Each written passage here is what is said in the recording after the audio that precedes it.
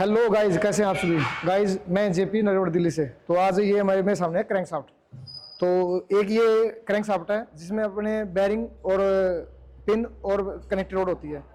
और ये है भाई केटीएम सीरीज की, मतलब कौन सी बाइक की, ये हमारी RS NS उसमें क्रैंक शाफ्ट डालती है। तो हम चेक करने वाले हैं, अगर हमारी गाड़ी कभी भी विदाउट ऑयल चल जाती है तो ये जो क्रैंक है ये हमने दोबारा मतलब ऐसे कैसे सिलेंडर किट रिप्लेस करानी चाहिए नहीं चाहिए, मतलब आप इंजन काम कराएं कि ना कराएं, उस पर्पज से है। लेकिन उससे पहले हम दोनों में डिफरेंस जानेंगे, ये क्रैंक शाफ्ट और इस क्रैंक शाफ्ट में क्या डिफरेंस है। ये केटीएम सीरीज की है और ये है अपनी नॉर्मल जो पल्सर 150 में आती है, 125 में आती है, हीरो स्प्लेंडर और TVS अपाचे RTR जितनी गाड़ी आती है उसमें आती है। ठीक है, तो इसमें मतलब अंदर से में क्या डिफरेंस है वो जानेंगे। ये हमारी कनेक्टेड रोड है और हमारी ये बैरिंग है और ये पिन है। तो कभी भी सूखी चल जाती है ये विदाउट ऑयल, तो हमारी इस क्रैंक में इतनी दिक्कत नहीं आती जल्दी सी। 1-2 बार चल जा, 3 बार चल जा, ज़्यादा चल जाती है। अगर मान लो पिस्टन यहीं से सीज मार जाता है सबसे पहले, यहाँ से ख़राब नहीं होता। कहाँ से? ये अपने इस पार्ट से, ये पार्ट यहाँ से ख़राब नहीं होता जल्दी सी। लेकिन जो स्प्लेंडर से 100 सीसी बाइक है उनकी ज़्यादा चलेंगे तो यहाँ से भी ख़राब हो चलने। देखो सूखी चलेगी नुकसान तो होगा, लेकिन 1-2 बार सूखी चलने के बाद नुकसान नहीं होता, ये मैं डेफिनेटली है। ठीक है, और पल्सर 150 हुई और जो हैवी क्रैंक है उनकी जल्दी सूखी 2-3 बार चल जाती है, तब भी जल्दी नहीं आती। हाँ, उनमें यहाँ से जो पिस्टन पिन होती है, पिस्टन पिन और पिस्टन उसमें सीज मार जाता है। ठीक है, ये चीज़ें है। बाकी इस क्रैंक की काफ़ी अच्छी लाइफ है। जो 150 सीसी है, 220 जैसे पल्सर 220 है या FZ है, वो जल्दी से यहाँ से ख़राब नहीं होती, यहाँ से इस साइड से। ठीक है, सेम प्रक्रिया अपनी इस क्रैंक में है। ठीक है, मतलब अब ये क्रैंक है, ये केक मैंने अभी एक RS का इंजन कराया, उसमें क्रैंक शाफ्ट चेंज करी थी, तो एक बार सूखी चली है। तो मैं इसको खोल के चेक करेंगे क्या एक बार सूखी चलने के बाद हमारी क्रैंक जैसे कि यहाँ से जल्दी खराब नहीं होती, क्या इसमें भी हम ऑफ इंजन कर सकते हैं।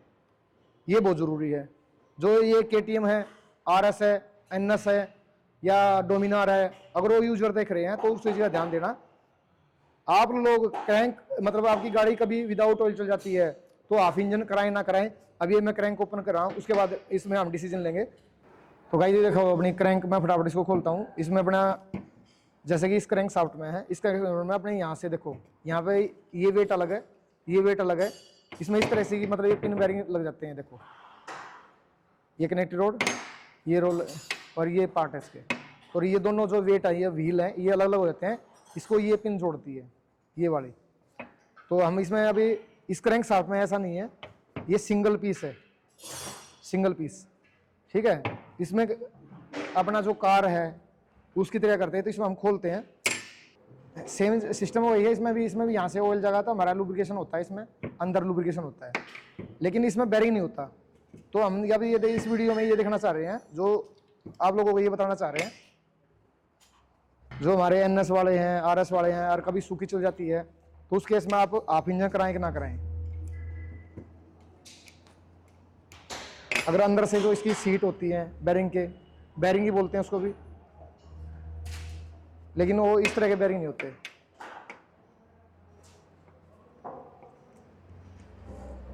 ये बोल्ट दो,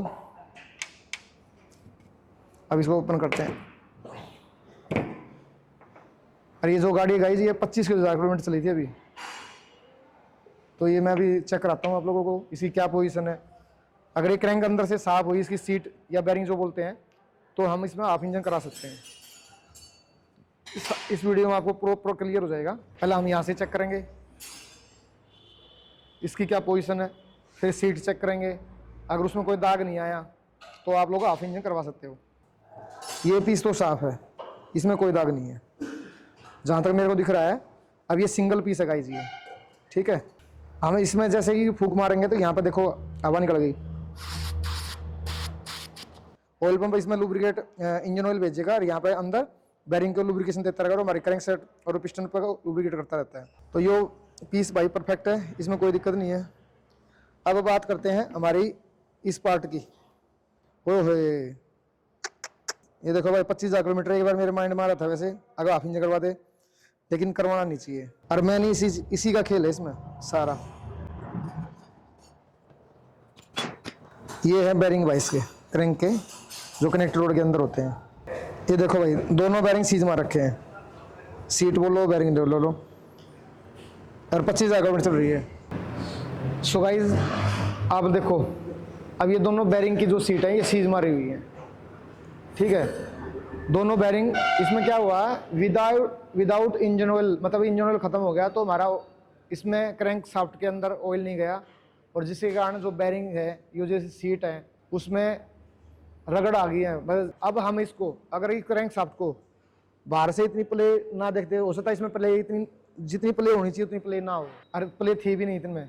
अब मैं फिट करके भी दिखाऊंगा कितनी प्ले थी इसमें, लेकिन कई बार प्ले से भी नहीं बनता बात। तो आप लोगों ने ये चीज़ हमेशा ध्यान देनी है, जो भी यूजर्स हैं RS वाले, NS, KTM या जो KTM के जितने भी मॉडल हैं, और साथ में अपने डोमिनार जितने भी मॉडल है इसमें, उसमें ये क्रैंक शाफ्ट है जिसमें ये सीट लगी होती है अंदर, उस केस में आप लोगों ने ध्यान देना है। मैं बार बार कह रहा हूँ ध्यान देना है, पूरी क्रैंक शाफ्ट रिप्लेस करानी है। ये आपके सामने है, ये गाड़ी ओनली जो मैंने जिसका इंजन किया है ये ओनली 25,000 किलोमीटर चली हुई है गाड़ी।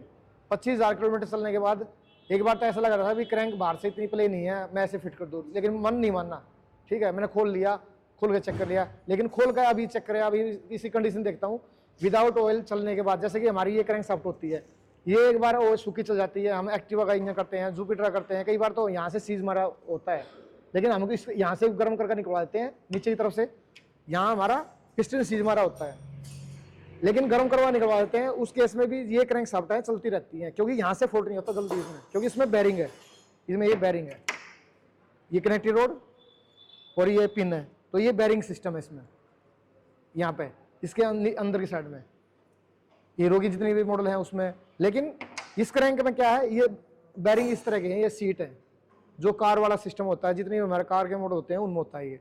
लेकिन इसमें विदाउट ऑयल चल गई ना तो ये हाल होगा भाई, तो उस केस में आपने कभी भी रिस्क नहीं लेना। तो ये आपके सामने है, दूध का दूध और पानी का पानी है, ठीक है गाइस। कई बार क्या करते हैं, मान ले आप लोगों ने इस केस में हाफ इंजन करा दिया, हाफ इंजन में सिलेंडर किट, मान ले RS की बात कर लेते हैं, सिलेंडर किट है कम से नहीं तो 3-3.5 की किट, लेबर मिलाकर कम से नहीं तो 10-12 हज़ार 8-10 हज़ार खर्चा आ जाएगा। लेकिन ये बैरिंग क्या है, ये बैरिंग में रगड़ लग चुकी है इसमें, ठीक है। तो उसमें क्या होगा, कंप्रेशन बढ़ेगा, वाल चेंज होंगे तो पिस्टन बढ़ेगा, कंप्रेशन बढ़ाते सीधा दबाव इस पर पड़ेगा, अरे ज़्यादा से ज़्यादा 2 महीने 3 महीने चलेंगे, और आपकी जो बाइक है जो सेम कंडीशन पहले थी ना वैसी कंडीशन हो जाएगी। दोबारा फिर इंजन खुलेगा, इंजन खुलने के बाद प्रॉपर सिलेंडर किट भी जाएगी, इधर क्रैंक भी जाएगी। और मैंने कुदरती देखा है, बहुत मॉडल ऐसे आते हैं, बहुत बाइक ऐसी होती हैं जो कस्टमर हाफ इंजन करवा लेते हैं, लेकिन कुछ दिन बाद फिर दोबारा खुलते हैं इंजन, कारण क्यों, क्रैंक के कारण। तो आपने मैकेनिक की बातों में नहीं आना, मैं आपके सामने लाइव प्रूफ है। तो इस वीडियो में गाइस इतना ही, मिलते हैं ऐसे ही नई टॉपिक पर, तब तक जय हिंद जय भारत, वंदे मातरम।